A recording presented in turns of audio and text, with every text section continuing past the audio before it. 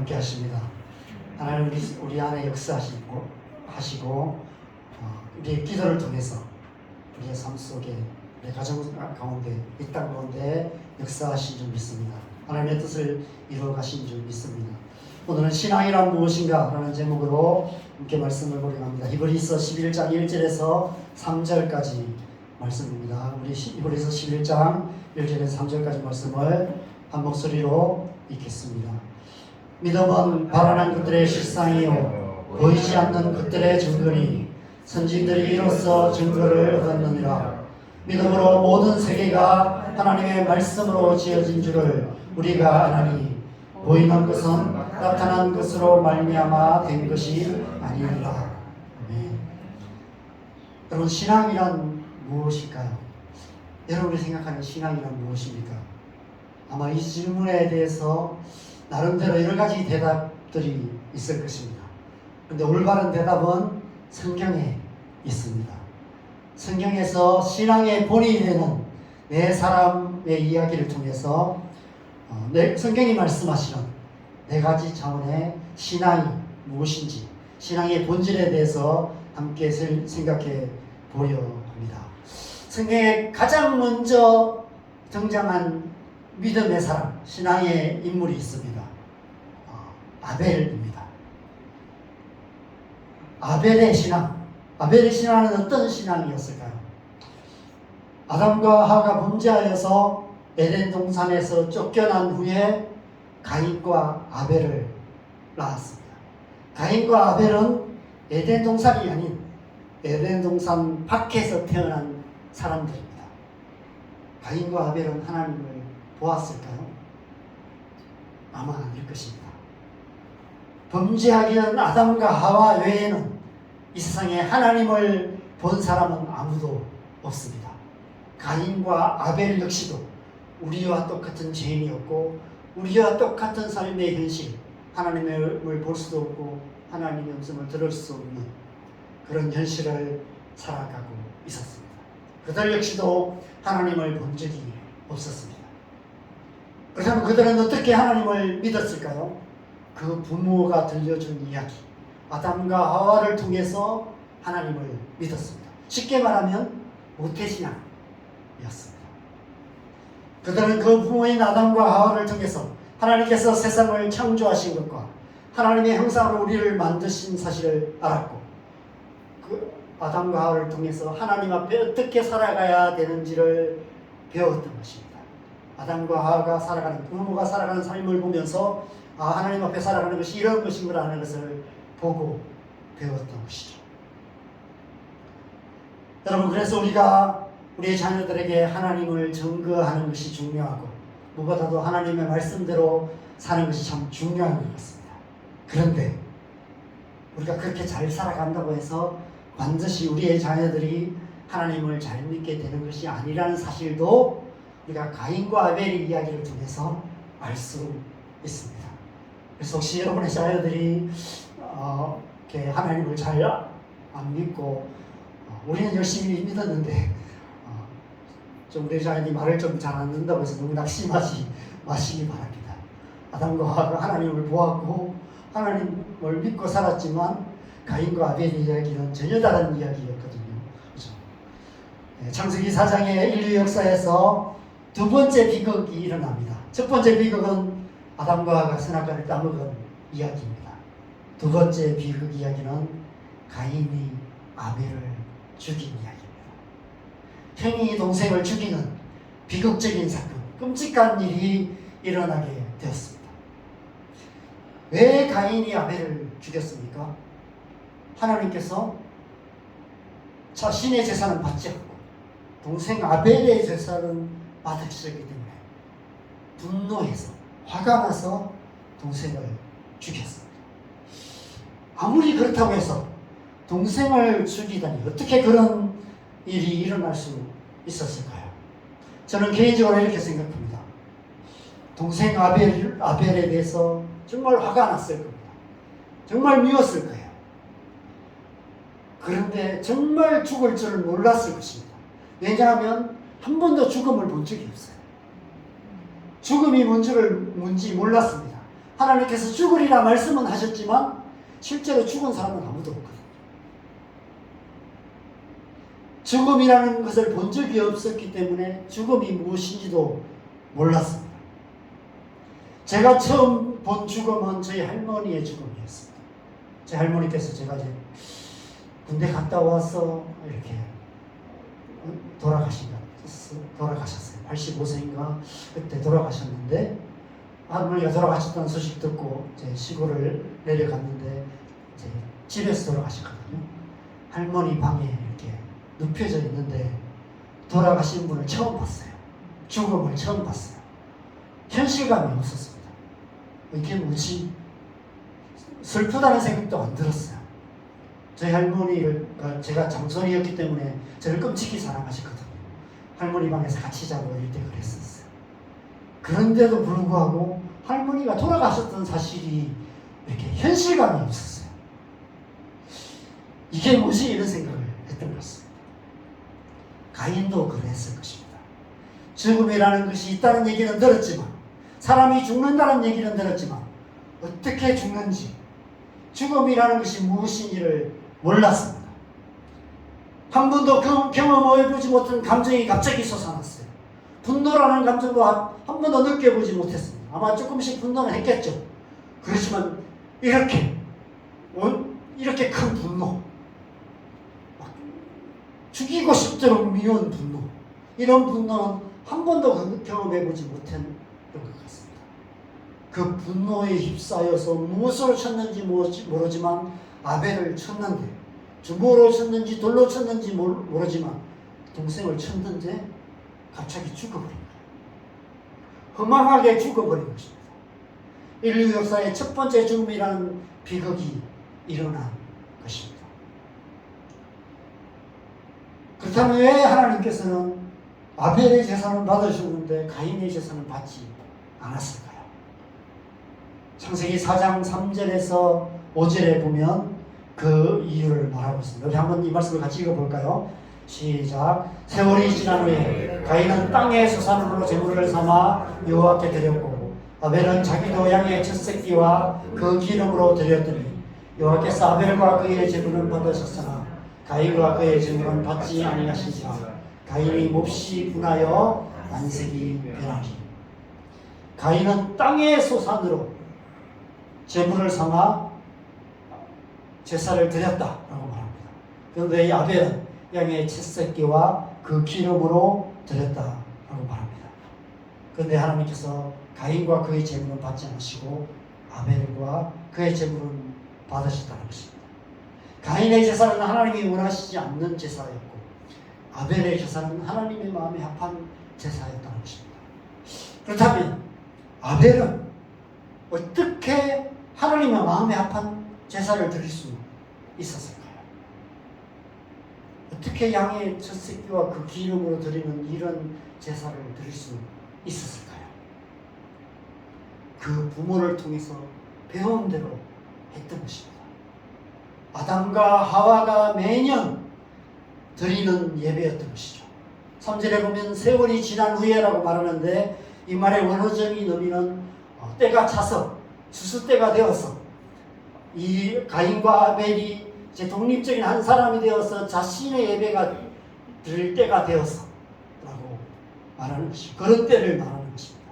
그 때가 되어서 매년 추수 때에 아담과 하와가 하나님께서 명하신 대로 양의 첫 새끼와 기름으로 예배를 드렸던 그대로 아벨은 부모에게 배운 대로 하나님께서 명하신 대로 제사를 드렸던 것입니다. 그런 부모님의 하나님을 믿었습니다. 부모님의 섬기는 그 하나님, 아담과 하와가 섬기는 그 하나님을 믿었고, 아담과 하와가 섬기는 그 하나님을 섬겼고, 아담과 하와가 예배하는 대로 하나님을 예배했습니다. 아담과 하와는 하나님이 말씀하신 대로 했고, 하나님이 말씀하신 대로 그렇게 제사를 드렸고, 그렇게 살아가는 삶을 보면서 아벨 역시도 하나님이 말씀하신 대로 예배를 드렸습니다. 부모님이 믿는 하나님을 믿었고, 부모님이 예배하는 하나님을 예배했고, 부모님께서 가르쳐주신 방법으로 예배했습니다. 그러나 가인은 그렇지 않았습니다. 그는 부모님이 하나님을 믿지 않았어요. 하나님보다는 자기 자신을 믿었습니다. 하나님보다는 자기 자신을 더 사랑했습니다. 자기 방식, 자기 노력, 자기의 그것을 가지고 하나님 앞에 나아가려 했던 것입니다. 아론의 두 아들 나답과 아비후가 여호와께서 명하시지 않는 다른 불을 들이다가 하나님의 불에 죽임을 당했습니다. 하나님의 말씀이 아닌 자기 방식으로 제멋대로 예배를 드리다가 그렇게 죽임을 당한 것이죠. 똑같은 일이 일어난 것입니다. 가인이 자기의 방식으로 제멋대로 신앙생활을 하려고 했던 것입니다. 여러분, 오늘날 그렇게 신앙생활 하시는 분들이 너무 많습니다. 꼭 교회 가서 예배 드려야 되냐고, 하나님 믿고 잘 살면 되시, 꼭 교회 생활 해야 되냐고. 어쩌면 가인의 제멋대로의 신앙을 따르는 것이 아닐까, 이런 생각이 듭니다. 여러분, 유다서에 보면 이런 말씀이 있습니다. 가만히 들어온 몇 사람이 있다. 그 공동체 안에 가만히 들어온 몇 사람이 있는데 이단들을 말하는 것이죠. 거짓된 가르침을 주는 자들이 거짓 선지자들이 있다고 얘기합니다. 그런데 이 사람들은 가인의 길을 행하는 사람이다 라고 말하고 있습니다. 가인의 길을 행하며 삭슬을 위하여 발람의 그런 길로 가며 고라의 폐역을 따라서 멸망을 받았다 라고 말하고 있습니다. 가인을 발람과 고라와 같은 부류로 이렇게 취급하여 말씀하고 있는 것입니다. 하나님의 말씀대로가 아니라 제멋대로 신앙생활을 하는 위험에 대해서 말씀하고 있는 것입니다. 나답과 아비후가 제멋대로 신앙생활을 하다가 자기의 영혼을 죽였던 것처럼 가인은 제멋대로 신앙을 통해서 자기만이 아니라 동생까지도 죽음으로 몰아갔던 것입니다. 히브리서 말씀에서는 아벨에 대해서는 이렇게 말씀하고 있습니다. 히브리서 11장 4절 같이 읽겠습니다. 시작. 믿음으로 아벨은 가인보다 더 나은 제사를 하나님께 드림으로 의로운 자라 하시는 증거를 얻었으니 하나님이 그 예물에 대하여 정언하시니라. 그가 죽었으나 그 믿음으로써 지금도 말하리라. 죽었으나 그 믿음으로 지금도 말하고 있다 라고 말씀하고 있습니다. 나를 따르라 라고 말하고 있습니다. 나처럼 믿으라 라고 말하고 있습니다. 생명을 걸고 예배하는 삶을 살라 라고 말씀하고 있는 것입니다. 그래서 히브리서, 우리가 읽었던 히브리서 11장 1절에 3절의 믿음은 보이지 않는 것과 보는 것에 대해서 말하면서 보이지 않는 것을 보는 것처럼 믿는 것, 그것이 믿음이다. 아벨의 신앙은 그런 신앙이다. 그러면서 가장 먼저 말하는 사람이 바로 아벨입니다. 보이지 않는 하나님을 믿음으로 보면서 하나님을 예배했던 것입니다. 그러나 가인은 보이지 않는 것은 믿지 않는 그런 사람이었습니다. 그는 땅만 보면서 살아가는 사람이었습니다. 눈에 보이는 것만 믿으며 자기만 사랑하는 사람이었습니다. 닭처럼 30cm 앞만 보면서 이 땅이나 이 땅에 있는 것을 사랑하는 그런 사람, 자기를 사랑하며 돈을 사랑하며 세상이나 세상에 있는 것을 사랑하며 쾌락 사랑하기를 하나님 사랑보다 더하는 그런 사람이었습니다. 신앙이란 무엇인가? 아벨의 신앙은 바로 보는 신앙이었습니다. seeing, 바라봄의 신앙이었습니다. 보이지 않는 하나님을 바라보며 살아가는 신앙입니다. 눈을 들어서 하나님을 바라보는 데서 믿음이 시작됩니다. 우리가 예배하는 이유가 바로 그것입니다. 신앙생활에서 예배가 중요한 이유가 그것입니다. 예배를 통해서 우리가 이 땅만 바라보던, 이 세상을 바라보던 우리의 눈을 들어 예배를 통해서 다시 하나님을 바라보게 될 때, 아, 하나님이 계시는구나. 우리가 살아가는 이 세상, 하나님 없다고 말하는 이 세상, 하나님 없이도 잘 살고 있는 이 세상, 그럼에도 불구하고 하나님이 살아계십니다. 이 세상이 영원한 세상이 아니구나, 저 영원한 하나님 나라가 있구나 하는 사실을 우리가 예배를 통해서 다시 깨닫게 되고 다시 믿음의 삶을 시작하게 되는 것입니다. 예배를 통해서 이 땅을 향하던 우리의 눈, 우리의 시선, 이 땅을 향하던 우리의 마음을 돌이켜 하나님께로 향하게 되는 것입니다.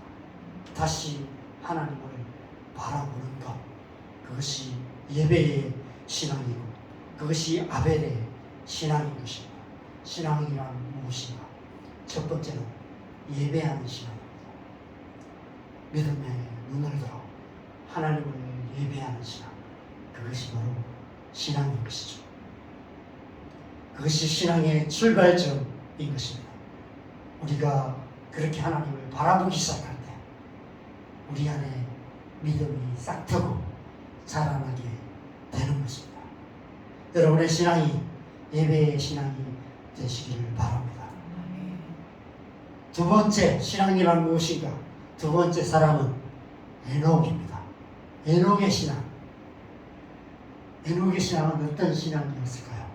우리가 아시다시피 에녹은 300년을 하나님과 동행했던 사람입니다. 그래서 죽음을 보지 않고 하나님께로 갔던 첫 번째 사람입니다. 창세기 5장에는 아담으로부터 시작해서 노아까지의 족보가 기록되어 있는데 다 똑같이 세 절씩 기록되어 있습니다.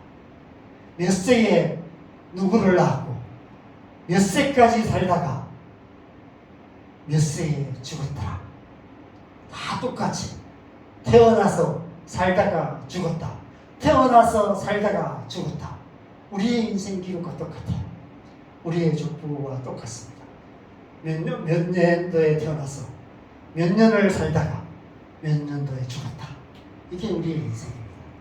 그렇게 기록되어 있는데 에녹만큼은 조금 다르게, 조금 다르지만 완전히 다르게 기록되어 있습니다. 세 절 뒤에 또 한 절이 기록되어 있고요. 네 절로 기록되어 있고요. 그 사이에 있는 기록 또한 다릅니다. 태어나고 살다가 삶이 끝난 이 세상의 인생이 끝난 것은 똑같습니다. 그런데 전혀 다르게 살다가 전혀 다르게 죽은 사람이 에녹입니다. 두 번째 절에서 300년을 하나님과 동행했다라고 기록되어 있습니다. 그리고 마지막 4절에는 하나님과 동행하더니 하나님이 그를 데려가심으로 세상에 있지 아니하였더라, 이렇게 기록되어 있습니다. 죽었다는 기록이 없어요. 이 하나님이 데려가셨다는 것입니다. 에녹이 300년을 하나님과 동행했기 때문에 그죠? 이 세상이나 저 하나님 나라는 에녹에게는 차이가 없었어요. 그래서 굳이 이 세상에 더 살게 할 필요가 없었습니다. 그래서 하나님께서 그냥 데려가 버린 거예요. 에녹을 보니까 너는 이 땅에 사나 천국에 사나 똑같구나. 그냥 와라. 이렇게 한 것 같습니다. 너 굳이 그렇게 살 필요 뭐 있니? 그냥 와. 해서 하나님께서 그렇게 데려가 버리신 것이 에녹의 삶인 것 같습니다. 참으로 아름다운 삶을 살았던 삶인 것 같습니다.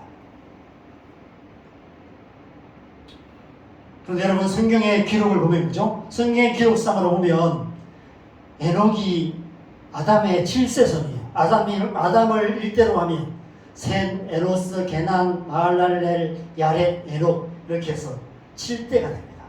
그런데 에녹이 300년을 하나님과 동행하고 있을 때 아버지도 살아있었고 할아버지, 청조할아버지, 고조할아버지, 셋, 아담까지 다 살아있었어요. 아마 가까이 살고 있었을 것입니다. 그리 멀지 않는 곳에 살고 있었을 것입니다. 아담 역시도 에녹이 하나님과 동행하고 살아가고 있는 모습을 보았을 것입니다. 그가 어떻게 하나님과 동행했는지 자세히 나와 있지는 않습니다. 그냥 이 아담이나 셋과 에노스, 게난, 마할랄렐, 야렛, 그 조상들과 그렇게 멀지 않는 곳에서 똑같이 자녀들을 키우면서 똑같이 먹고 살기 위해서 일하면서 겉으로 보기에는 특별하지 않는 삶을, 그냥 평범한 삶을 살았을 것입니다. 그런데 평범하지만 평범하지 않는 삶, 그런 삶을 살고 있었던 것입니다. 외적으로는 똑같은 삶을 살았지만 그러나 내면적으로는, 질적으로는 완전히 다른 삶을 살고 있었던 것입니다. 여러분, 많은 성도들이 신앙생활합니다. 똑같이 와서 예배를 드리고요, 똑같이 권사라는 직분도 받고 똑같이 직분을 가지고 교회도 섬기고 그렇게 합니다. 겉으로 드러나는 신앙생활 나름대로 열심히 합니다. 목사들도 많이 있습니다. 오늘도 수많은 목사님들이 강단에 서서 설교를 합니다. 겉으로 드러나는 모습들은 다 같아 보일 수 있습니다. 그런데 그 내면은 전혀 다른 모습으로 살아갈 수 있다는 것입니다. 에녹처럼 하나님과 동행하는 삶을 살아가는 분들이 지금도 이 땅에 많이 있다는 것입니다. 목사님들 가운데도 계실 거고요, 권사님들 가운데도 계실 것이고요, 아무런 직분이 없지만 그럼에도 불구하고 삶의 현실 속에서 하나님과 동행하는 삶을 끊임없이 살아가는 그런 사람들이 있다는 것입니다. 평범하지만 평범하지 않는 삶을 살아가는 것이죠. 예수님께서 내 안에 거하라 라고 말씀하신 의미가 바로 그런 의미가 아닐까 생각합니다. 내 안에 거한다는 것은 예수님을 위해서 어떤 특별한 일을 하라는 것이 아닙니다. 특별한 삶을 살라는 것이 아닙니다. 예수님과 더불어 먹고 마시는, 하루하루 먹고 마시는 그 삶, 그 평범한 삶을 예수님과 더불어 살아가는, 함께 살아가는 그런 삶을 말하는 것입니다. 에녹처럼 하나님과 동행하는 것이죠. 에녹의 신앙은 being, 그냥 존재함, 그함, 있음, 그냥 거기 있는 거예요. 그냥 거기서 살아가는 거예요. 그하는 것입니다. 평범하게 살아가는 신앙, 평범함의 신앙을 말하는 것입니다. 특별한 일을 하는 것이 아니에요. 평범한 일상 가운데 하나님의 임재 가운데 살아가는 신앙인 것입니다. 그것은 기도하는 신앙입니다. 기도를 통해서 우리는 하나님 안에 거하는 삶을 살아갈 수 있습니다. 오직 기도를 통해서 우리의 마음과 생각을 하나님께로 향하게 할 수 있습니다. 여러분, 일상의 삶을 우리가 살아갈 때 우리가 기도하며 살아가는 그런 삶을 살아가야 하는 것입니다. 우리가 그렇게 살아갈 때 우리의 마음과 생각은 끊임없이 하나님을 향하게 되고 하나님 안에 거하는 삶을 살아갈 수 있는 것입니다. 그래서 예수님께서 물러나서서 한적한 곳에 가셔서 침묵하시며 하나님 앞에 앉아있는 시간을 가지셨습니다. 우리 또한 그런 시간이 필요합니다. 물론 우리가 일을 하면서 기도할 수 있고요, 운전하면서 출근하면서도 기도할 수 있고요, 설거지하면서도 기도할 수 있습니다. 그러나 아무것도 하지 않고 그냥 being이라는 단어는 그냥 있는 거예요. 아무것도 하지 않고 그냥 거기 있는 것입니다. 그냥 앉아 있는 거예요. 하나님 앞에 있는 시간, 그런 시간이 필요합니다. 하나님 앞에 그냥 앉아 있는 시간. 여러분, 우리가 하루 중에 하루의 삶 속에 TV 앞에 앉아 있는 시간만큼만이라도 그냥 하나님 앞에 앉아 있을 수 있다면, 스마트폰 보며 앉아 있는 시간만큼만이라도 하나님 앞에 하나님만 보며 앉아 있을 수만 있다면 우리는 에녹처럼 하나님과 동행하는 삶을 충분히 살아갈 수 있을 것입니다. 그런데 우리는 너무 그런 시간들을 안 갖는 것 같습니다. 그러면서도 우리는 시간이 없다고 말하고 있는 것 같아요. 우리에게 그런 시간이 필요합니다. 빌립보서 4장 6절 7절 말씀 같이 읽어보겠습니다. 시작. 아무것도 염려하지 말고 오직 다만 모든 일에 기도와 간구로 너희 구할 것을 감사함으로 하나님께 하라. 그리하면 모든 지각에 뛰어난 하나님의 평강이 그리스도 예수 안에서 너희 마음과 생각을 지키시리라. 이 말씀을 다 빼면 뭐죠? 아무것도 하지 말고 기도하라, 이런 말이에요. 아무것도 하지 말고 기도하라. 그냥 기도하는 시간, 기도만 하고 앉아있는 시간, 그런 시간을 갖는 것입니다. 에녹의 신앙은 그런 시간이었습니다. 에녹은 기도로 하나님과 동행하는 시간이었습니다. 우리 또한 그런 신앙으로 하나님 앞에 살아가야 될 줄 믿습니다. 아무것도 염려하지 말고 모든 일에 기도로 하나님께 나아갈 때 에녹처럼 하나님과 동행하는 신앙이 될 줄 믿습니다. 세 번째 신앙, 세 번째 인물은 노아입니다. 노아의 신앙이죠. 노아의 이야기는 굳이 설명을 안 해도 우리가 너무 잘 아는 이야기입니다. 어쩌면 당시 노아는 그 시대의 사람들에게 있어서 미친 늙은이, 직업을 당하는 사람이었을지도 모릅니다. 방주를 만드는데 얼마나 많은 시간이 걸렸을까요? 여러 가지 추측들을 하는데 정확한 시간을 알 수는 없습니다. 어떤 분은 120년을 만들었다, 100년이 걸렸을 거다, 이런 주장을 하기도 하는데, 그죠? 창세기 5장 32절에 보면 노아가 500세 된 후에 셈과 함과 야벳을 낳았다, 이렇게 500세라는 나이를 언급을 해요. 그리고 셈과 함과 야벳을 낳은 후에 하나님께서 이 세상을 심판하실 거라고 말씀하시고 방주를 만들라고 명하십니다. 그러면서 명하시고 나서 너의 아내와 너의 아들들과 며느리들이 다 그 방주로 들어가라, 이런 말씀을 하세요. 그래서 500세 된 후에 셈과 함과 야벳을 낳았고, 그 며느리들까지 있었다면 셈과 함과 야벳까지 결혼을 다 했을 거라고 추측한다면 최소한 한 550세쯤은 되었을 것이다, 이렇게 추측하면 600세에 홍수가 났거든요. 그러면 한 50년 정도 만들었을 것이다, 또 이렇게 추측해 볼 수도 있습니다. 이건 다 추측이에요. 몇 년 동안 만들었는지는 알 수 없습니다. 길게 잡으면 100년이겠죠. 500세부터 만들었다고 한다면 100년일 것입니다. 그런데 이 17절 말씀해 보면, 그죠? 홍수가 땅에 40일 동안 계속된지라 물이 많아져서 방주가 땅에서 떠올랐다라고 얘기합니다. 홍수가 40일 동안 계속되고 나서 물이 많아져서 방주가 떠올랐다는 거예요. 그렇다면 방주를 바닷가에 만들고 있지 않았다는 것입니다. 산 높은 곳에, 산 중턱이나 아니면 산 꼭대기에 방주를 만들고 있었다는 거예요. 그냥 바닷가에 배를 만들고 있다면, 노아가 바닷가에서 배를 만들고 있다면, 저희 노인네가 배를 만들어서 가족들을 데리고 저 먼 어디 섬을 여행을 하려나 보다, 탐험을 하려나 보다, 이렇게 생각을 했을 것입니다. 근데 가족끼리 타려는 배치가 너무 크게 만드네, 왜 저렇게 크게 만들지, 이런 생각을 했겠죠. 그런데 산 꼭대기에 배를 만들고 있는 거예요. 바닷가가 아니라 산 꼭대기에, 그것도 수십 년 동안 배를 만들고 있는 500세가 넘은 늙은 노인네. 여러분, 그런 노인네 보시면 여러분 어떻게 생각하시겠어요? 미친 노인네죠. 미쳐도 단단히 미친 것입니다. 여러분, 노아의 신앙은 정말 단순한 신앙이었습니다. 노아의 신앙은 방주를 만들라는 하나님의 말씀을 따라서 미친 노인네라는 소리를 들으면서도 산 꼭대기에 배를 만드는 신앙이었습니다. 여러분, 우리가 그런 얘기를 듣죠. 예수에 미친 사람. 사도 바울은 예수에 미친 사람이었습니다. 수많은 사도들은 예수에 미친 사람이었습니다. 우리 앞서 살았던 수많은 믿음의 사람들은 예수에 미친 사람들이었습니다.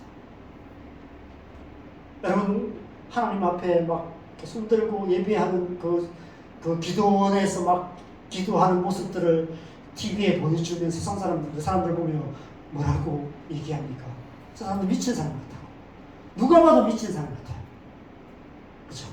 가끔 제가 봐도 미친 사람들 같아요. 저 사람들 뭐 하고 있지?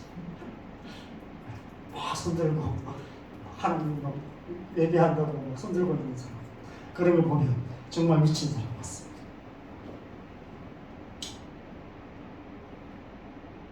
노아의 신앙은 두링의 신앙이었습니다. 행함의 신앙이었습니다. 그냥 하나님이 방주를 만들라라고 말씀하셨기 때문에 그 말씀 하나 붙들고 그냥 남은 삶을 방주 만드는데 올인했던 그런 삶을 살았습니다. 하나님 말씀대로 행하는 삶을 살았습니다. 여러분, 신앙이란 단순합니다. 하나님 말씀대로 살면 되는 거예요. 우리의 신앙도 이런 신앙이 되어야 하는 것이죠. 듣기만 하고 말만 하는 신앙이 아니라 하나님 말씀을 듣고 삶으로 행하는 신앙, 그것이 노아의 신앙입니다. 행함의 신앙입니다. 그런 신앙이 살아있는 신앙인 것이죠.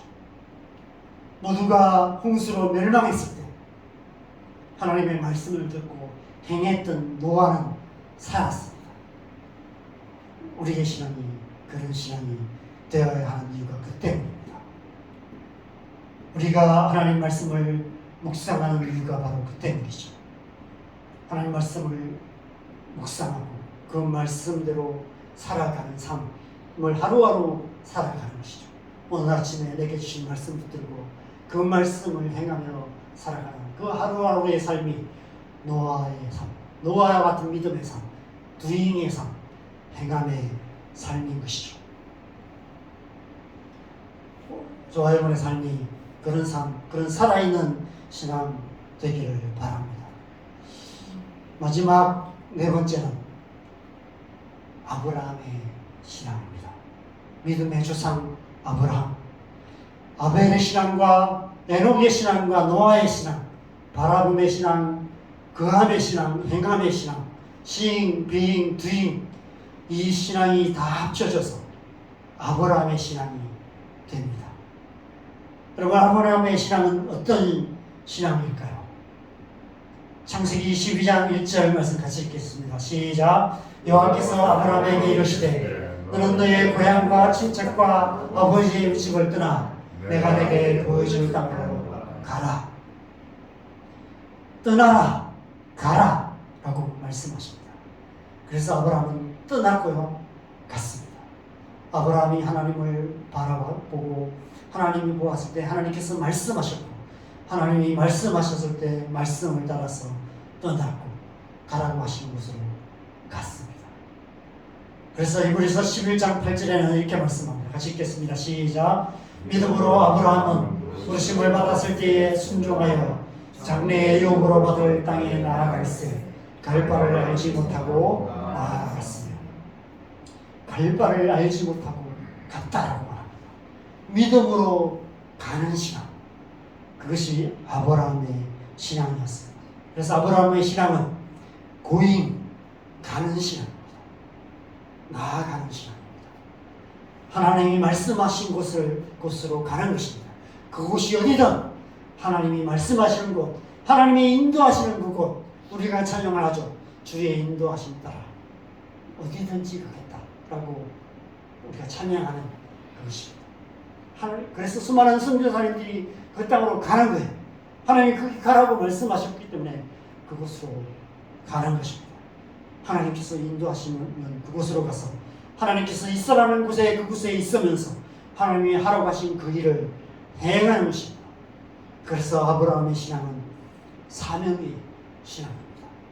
하나님께서 우리를 그 사명으로 부르시는 거예요. 믿음을 통해서 모든 민족이 복을 받게 되는 하나님 나라를 이루는 것, 그것이 아브라함의 부르심이었습니다.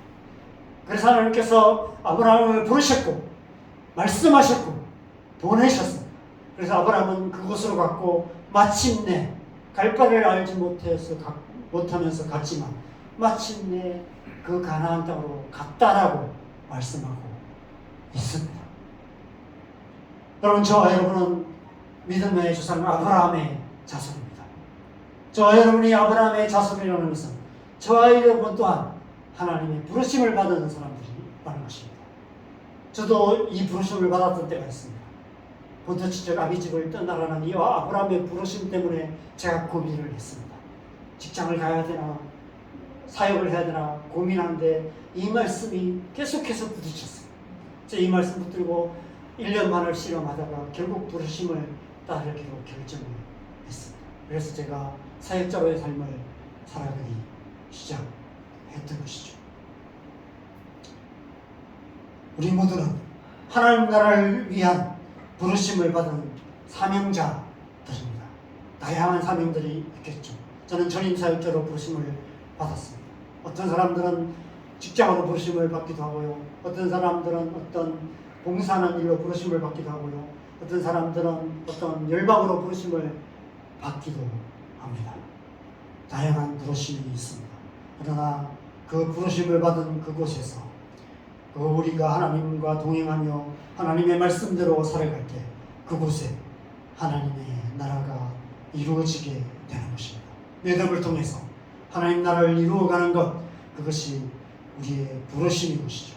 그래서 우리는 먼저 그의 나라와 의를 구하는 삶을 살아가야 하는 것입니다. 그래서 우리에게 맡기신 사명을 감당해 가야 하는 것이죠. 어떤 때는 어떤 부르심은 교회에서 직분자로 부르심을 받은 분들이 있습니다. 그 직분을 감당해 가야 하는 것이죠. 그렇게 직분을 감당하게 하면서 때로 또 사역자를 섬기기도 하고요. 단기 선교를 통해서 또 선교지에 가기도 합니다. 우리 권하 선교사님 지금 일본에 단기 선교 가 계십니다. 남산교회에서 일본에 단기 선교를 갔는데 우리 단기 선교에 함께 가 계십니다.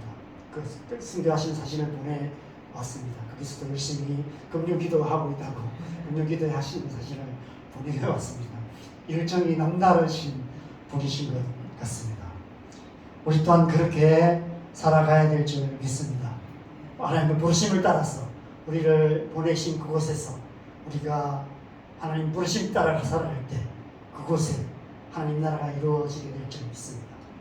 가정을 복되게 하고 우리 사는 이 땅을 하나님 나라로 이루어가는 것, 그것이 우리의 사명인 줄 믿습니다. 신앙이란 무엇인가? 여러분, 신앙이란 움직이는 것입니다. 하나님 나라를 향한 거대한 움직임입니다. seeing, being, doing, going, 바라보며 하나님 안에 하나님과 동행하며 하나님 말씀대로 행하며 하나님이 가라고 하시는 곳으로 가는 것입니다.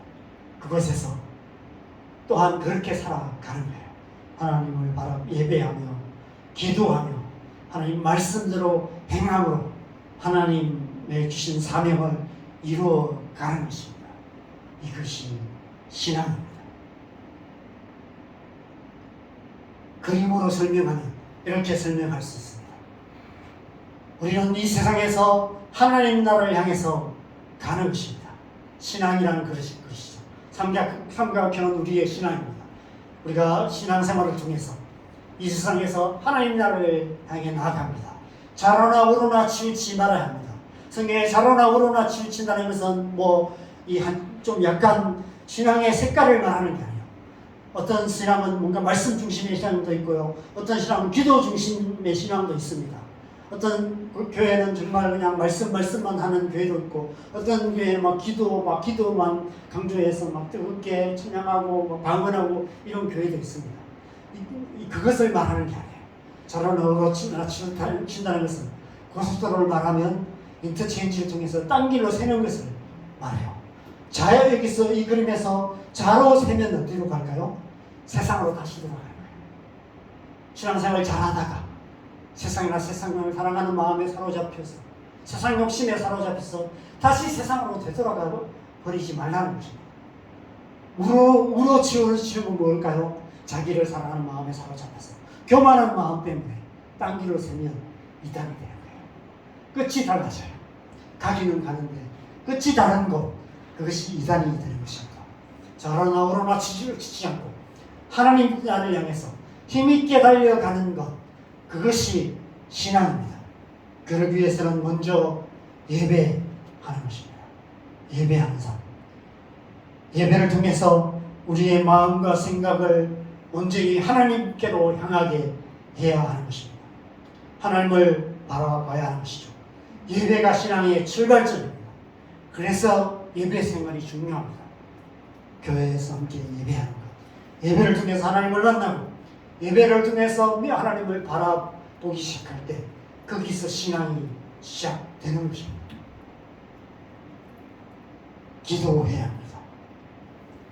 날마다 삶 속에서 기도해야 될 뿐 아니라 물러나 한적한 곳에서 하나님 앞에 머무는 시간도 필요한 것입니다.